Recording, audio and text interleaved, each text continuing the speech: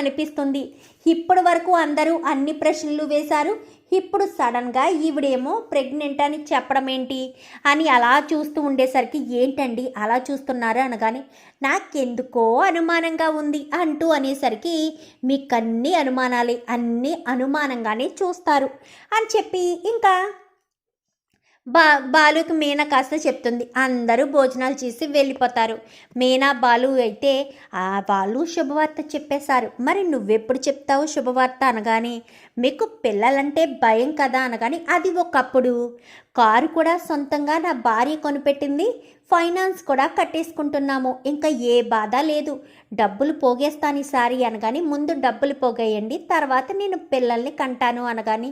సరే అని ఇద్దరు కూడా చాలా సంతోషంగా మాట్లాడుకుంటారు. కాదండి, పాపం అందరం ఉన్నాం, రవి ఒక్కడే ఒంటరిగా ఉన్నాడు, పాపం రవి భోజనం కూడా చేయలేదు, అడిగితే ఆకలి లేదు వదినా అంటూ వెళ్ళి పడుకున్నాడు అని చెప్పనేసరికి, సరే వాడు భోజనం చేయలేదా, ముందు ప్లేట్లో పెట్టి భోజనం తీసుకురా, ముందు వాడి కడుపు నిండా భోజనం పెడదాం, తర్వాత ఏదైనా ఉంటే తర్వాత చూద్దాం అని చెప్పి అనేసరికి, మీనా బాలు ఇద్దరు కూడా రవి దగ్గరికి వెళ్ళేసరికి రవి కూర్చుని ఉంటాడు.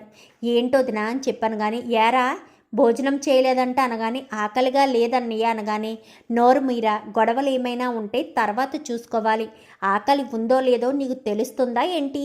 ఉదయం నుంచి ఏమీ తినలేదు తాగలేదు, ఆకలి లేకుండా ఎలా ఉంటుంది, నువ్వు బయట తినే మనిషివి కూడా కాదు, రా పట్టు నేను తినిపిస్తాను అనగానే, వద్దన్నయ్య అని చెప్పనేసరికి, చూడు రవి, శృతియే కదా, ఖచ్చితంగా వస్తుంది, నిన్ను చూడకుండా నీతో మాట్లాడకుండా ఉండలేదు, నీ కోసం వాళ్ళ పేరెంట్స్ని ఎదిరించిందంటే ఖచ్చితంగా నువ్వంటే తనకు ఇష్టమే, వస్తుంది, నిజానికి మీ అన్నయ్య చాలా కోపాన్ని తగ్గించుకున్నారు, అక్కడ గొడవ ఏం జరిగిందంటే అంటూ మొత్తం చెప్పుకొస్తుంది మీనా.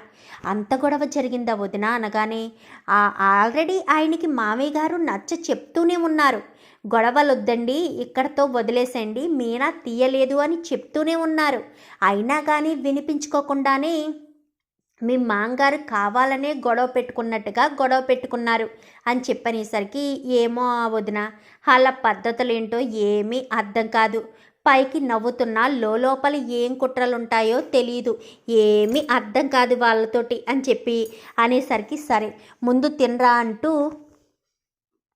వద్దన్నయ్య అని చెప్పనేసరికి, శృతి అవేం మనసులో పెట్టుకోదు, కడుపు నిండా ఫోన్ చేసి పడుకుని ఉంటుంది, నువ్వు భోజనం చెయ్యి అని చెప్పి బలవంతంగా బాలు అయితే రవి చేత భోజనం తినిపిస్తాడు. సరే అని కిందకి వస్తూ మీరు కిందకి పదండి అనగాని, చూడు రవి, ఈ సమస్య నా వల్లే వచ్చింది కాబట్టి శృతితో నేను మాట్లాడతాను, శృతి నా మాట వింటుందని నాకు తెలుసు, శృతికి అర్థమయ్యేటట్టు చెప్తే తను అర్థం చేసుకుంటుంది, నువ్వంటే ఇష్టం కాబట్టి నేను మాట్లాడి శృతిని వీలైనంత త్వరగా ఇక్కడికి తీసుకొస్తాను అని చెప్పనేసరికి,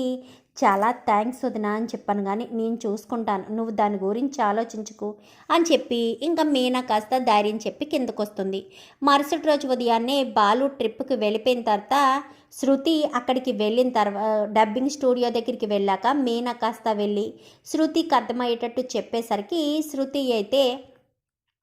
ఇంకా ఇంటికి కూడా వెళ్లకుండా డైరెక్ట్ వీళ్ళింటికే వచ్చేస్తుంది. ఏంటి బేబీ రాలేదు అనగానే, నేను మా ఇంటికి వెళ్ళిపోయాను మమ్మీ అని చెప్పాను కానీ, అదేంటి శృతి నీకోసమే ఎదురు చూస్తున్నాను కదా అనగానే, లేదు మమ్మీ, రవి ఇక్కడికి వచ్చేసాడు కదా,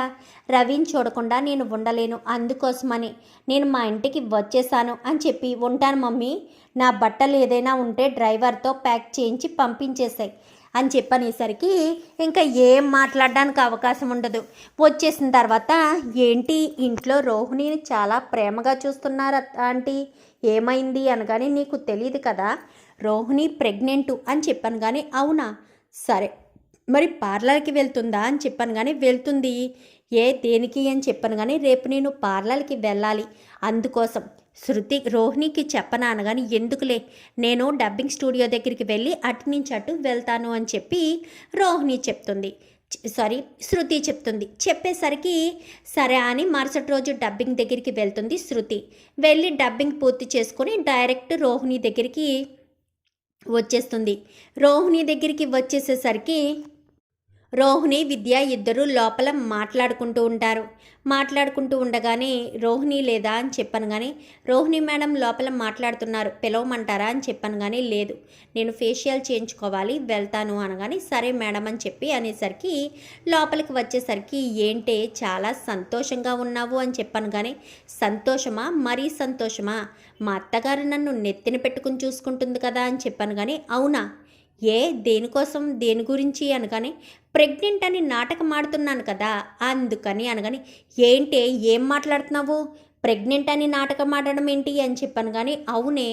నేను ప్రెగ్నెంట్ అని ఇంట్లో మొన్న మా నాన్న మ్యాటర్ వచ్చేసరికి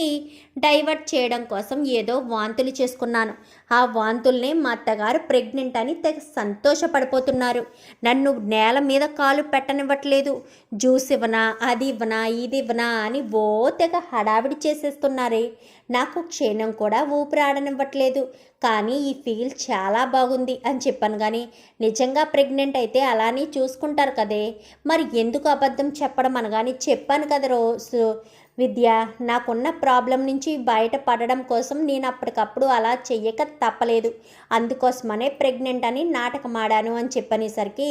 అంతా బాగానే ఉంది, ఈ నాటకాలు ఆడడం ఏంటో నాకు అర్థం కావట్లేదు అనగాని తప్పదులేవే అని చెప్పి అంటూ ఉండగానే ఇదంతా వీడియో తీసేస్తుంది శృతి. తీసేసి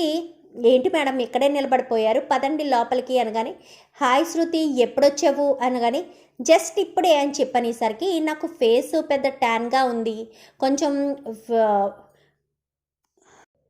ఫేస్ ప్యాక్ చేయవా అని చెప్పనేసరికి సరే రా శృతి అని చెప్పి ఇంకా రోహిణి కాస్త కూర్చోబెట్టి ఫేస్ ప్యాక్ వేస్తుంది. మనం అన్నవేమీ వినలేదు కదా అని కానీ లేదు ఇప్పుడే వచ్చానని చెప్పింది కదా అంటూ ఇద్దరు చిన్నగా మాట్లాడుకుంటారు. వినడం ఏంటి, వీడియో కూడా తీశాను, ఇంటికి వచ్చాక చెప్తాను కదా, అత్తయ్య నా కాళ్ళ మీద కింద పెట్టనివ్వకుండా చూసుకుంటున్నారు కదా, ఇంటికి వచ్చాక ఎలా చూసుకుంటారో నేను చూస్తాను అని చెప్పి ఇంకా శృతి కాస్త ఫేషియల్ చేంజ్ చేసుకుని ఇంకా ఇంటికి వచ్చేస్తుంది. ఇంటికి వచ్చేసిన తర్వాత అంతా బాగానే ఉంటుంది. ఇంకా ఇంటికి రావడంతో ఆగ్రోహిణి అని చెప్పాను కానీ ఏంటత్తయ్య అని చెప్పాను కానీ చెంప చెల్లు అనిపిస్తుంది,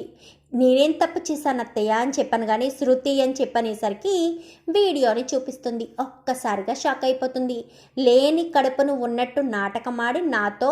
ప్రేమ కురిపించుకోవాలని చూస్తున్నావా, మీ నాన్న విషయం డైవర్ట్ చేయడం కోసం ఇంత పెద్ద అబద్ధం ఆడతావా, ఆ మాట వినడంతో నేను ఎంతో సంతోషపడ్డాను, ఎప్పుడైతే శృతి నాకు వీడియో చూపించిందో నీ మీద ఉన్న నమ్మకం అంతా చచ్చిపోయింది అంటూ మాట్లాడేసరికి అది కాదు అని చెప్పాను కానీ ఏది కాదు, ఏం కాదు, నువ్వు ఇంత దారుణంగా అబద్ధాలు ఆడతావని అస్సలు అనుకోలేదు, ఇంత దారుణంగా నన్ను మోసం చేస్తావని కలలో కూడా అనుకోలేదు అని చెప్పనేసరికి అది కాదు అత్తయ్య, ఆ సమయంలో నాకు ఎలా తప్పించుకోవాలో తెలియక అనగానే తప్పించుకోవాలో తెలియక ప్రెగ్నెంట్ అని నాటకం ఆడావు అంతే కదా అని చెప్పాను కానీ అది కాదు అత్తయ్య అని చెప్పనేసరికి ఇంకా చాలు, ఇంకా నువ్వు ఆడిన నాటకాలు చాలు, అన్నీ చాలు, ఇంకా ఆపేస్తే బాగుంటుంది రోహిణి, మీ నాన్నను అర్జెంటుగా రమ్మని చెప్పు, మీ నాన్నతోనే మాట్లాడతాను, నువ్వు వేసే వేషాలు నేను చూస్తుంటే నాకు ఎంతో చిరాగ్గా అనిపిస్తుంది, అందుకే మీ నాన్న వస్తే మీ నాన్నతోనే డైరెక్ట్ మాట్లాడతాను, నా వల్ల కాదు అని చెప్పి ఇంకా ప్రభావతి కాస్త చెప్పేసరికి ఇంకా రోహిణికి ఒక్కసారిగా గుండెల్లో దడ పట్టుకుంటుంది. ఇప్పటి వరకు ప్రెగ్నెంట్ అని నాటకమాడి హ్యాపీగా ఉన్నాను, ఇప్పుడు ఈ శృతి వచ్చి వీడియోని కాస్త చూపించింది, పుట్టింట్లో పడున్నా ఏ గొడవ లేకపోయేదేమో, పుట్టింట్లో ఉండదు ఉన్నట్టు ఉండనివ్వకుండా మీనా కాస్త తీసుకొచ్చి ఇక్కడ నా నెత్తి మీద తీసుకొచ్చి పెట్టింది, ఏంటో ప్రతి ఒక్కరు నాకు సహాయం చేసేవాళ్ళు కాదు కానీ నా ప్రాబ్లంని రెట్టింపు చేసేవాళ్ళు ఎక్కువైపోతున్నారు అని చెప్పి ఇంకా రోహిణి కాస్త టెన్షన్ పడుతుంది. మరి ఇప్పుడు తండ్రి మ్యాటర్ నుంచి రోహిణి ఎలా డైవర్ట్ అవుతుంది,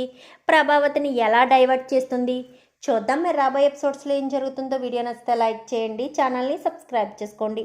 పక్కనే ఉన్న బెల్ సింబల్లో ఆల్ పై క్లిక్ చేయండి. Thank you for watching.